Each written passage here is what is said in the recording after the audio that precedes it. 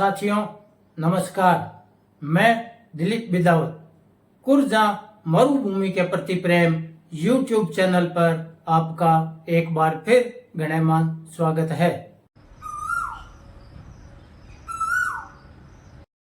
यह आवाज नर कोयल की है।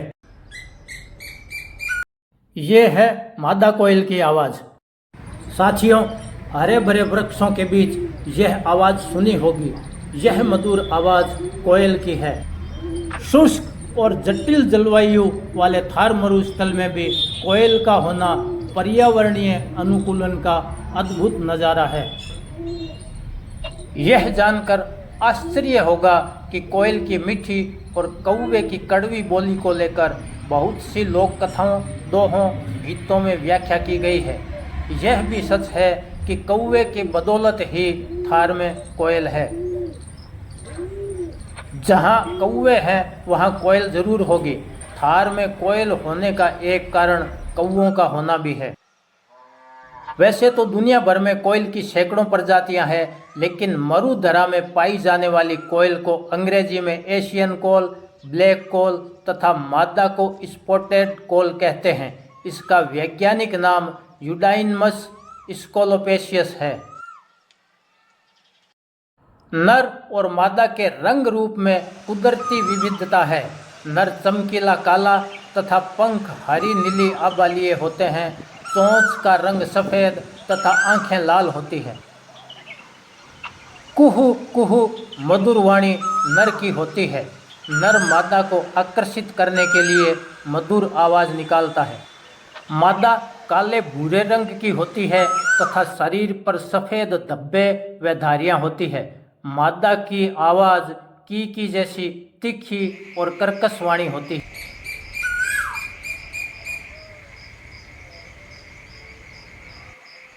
नर मादा की लंबाई लगभग 40 से 46 सेंटीमीटर तथा वजन 200 से 300 ग्राम के लगभग होता है। कौवे व नर कोयल का रंग रूप थोड़ा सा भेद लिए और आकार लगभग एक जैसा होता है, लेकिन नर कोयल की मधुर आवाज़ सभी को प्यारी लगती है। इसीलिए लोग कोयल को पसंद करते हैं और कौवे की कर्कश आवाज़ के कारण उसका तिरस्कार करते हैं। संत कबीरदास जी ने मीठी वाणी के महत्व का बखान दोहे की इन पंक्तियों में किया है। कागा का को धन हरे, कोयल का को देत, मीठे वचन सुनाए के जग अपनों करी लेत। यह भी सच है कि कोयल का इस संसार में प्राकृतिक अस्तित्व कौवे पर निर्भर है। कौवे नहीं होंगे तो कोयल की मीठी वाणी भी लुप्त हो जाएगी। शर्मीले स्वभाव और मधुर आवाज़ वाले इस पक्षी का जीवन संघर्ष, आश्चर्य और रहस्यों से भरा है। कोयल कभी अपना घोंसला नहीं बनाती। वह कौवे के घोंसले में अंडा देती है तथा अपनी संतानों के पालन पोषण से मुक्त रहती है।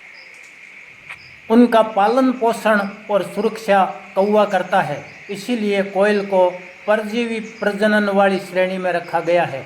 इसका अर्थ हुआ कौवे नहीं होंगे तो कोयल भी नहीं होगी।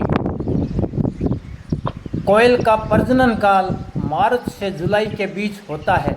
इस समय नर मादा की आवाज़ सामान्य समय से ज़्यादा सुनाई देती है। नर मादा को आकर्षित करने के लिए मधुर आवाज़ में बोलता है। जोड़ा बनाने के बाद कोयल छिपकर कौवे के घोंसले में अंडा देती है। अंडों में समानता होने के कारण कौवा पहचान नहीं पाता और अपना अंडा समझकर उसे सेता है और बच्चों की सुरक्षा व पालन पोषण करता है। कोयल कौवे के किसी एक घोंसले में एक बार में एक ही अंडा देती है, लेकिन अपने प्रजनन काल में अलग अलग घोंसलों में 10 से 12 अंडे देती है। कौवा जब भोजन के लिए घोंसले से बाहर जाता है, मादा कोयल मौका पाकर अंडा दे जाती है। कई बार कौवे के एक अंडे को घोंसले से बाहर भी गिरा देती है ताकि उसे शक ना हो।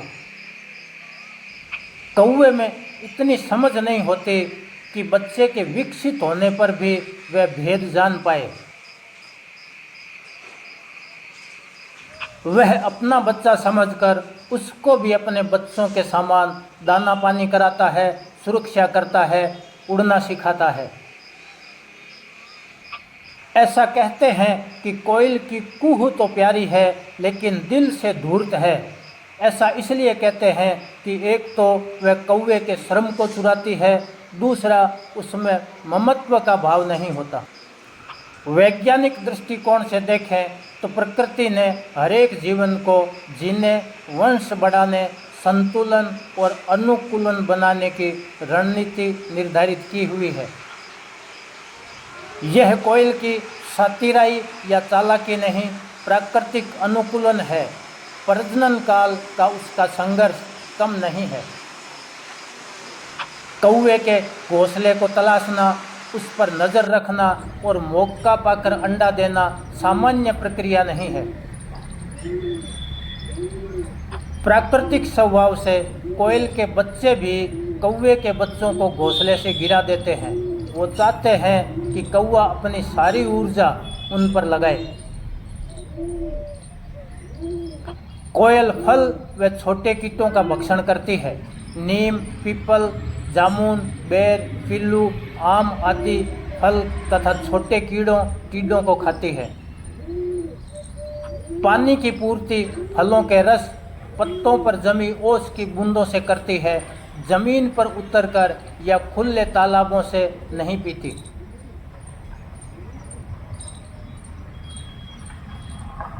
कोयल को जब देखते हैं तो वह अपना चेहरा और आंखें पत्तों की ओट में छिपा लेती है। शायद उसे लगता है कि आंखें छिपाने से वह दूसरों को नजर नहीं आएगी। इस व्यवहार के कारण लोग इसे शर्मीला पक्षी कहते हैं। आंखें छिपाना इसका सुरक्षा व्यवहार है। लाल चमकीली आंखें जोखिम बढ़ाती है, शिकारी पक्षी पहचान लेते हैं। कौवे के घोंसले में अंडा देने के लिए भी अपने को छिपाना पड़ता है, इसलिए कोयल अपनी आंखें और चेहरा छिपाती है। यह माना जाता है कि कोयल हरियाली वाला क्षेत्र पसंद करती है। थार में हरियाली और फलदार वृक्ष कम तथा जटिल जलवायु के बावजूद कोयल का वजूद है। थार में चारागाहों, खेतों, शहरों के बाग बगीचों में बड़, पीपल, नीम, खेजड़ी, जाल, बेर आदि वृक्षों से भोजन की पूर्ति हो जाती है। थार में अपना वजूद बनाए रखने के लिए स्थान बदलती रहती है। हरियाली के साथ साथ वंश वृद्धि के लिए थार में कौवों की पर्याप्त संख्या कोयल के लिए अनुकूल है। कोयल भारतीय लोक जीवन, कला, साहित्य, संस्कृति, संगीत में गहरे से रची बसी है। इसकी मीठी कुहू कुहू की आवाज़ को कवियों ने कविताओं, लोकगीतों में प्रेम, विरह और ऋतु परिवर्तन का प्रतीक माना है। विविध प्रकार के फलों को खाकर उनके बीजों का दूर दूर तक प्रसार कर वनस्पति विविधता बनाए रखती है, जिससे दूसरे जीवों को संरक्षण मिलता है। कोयल केवल प्रेम, विरह और गीतों की प्रतीक नहीं है, बल्कि जैव विविधता संरक्षक, किसानों के मित्र और वनों का विस्तार करने वाली, आकार में छोटी किंतु कार्य व्यवहार में बड़ी नायिका है।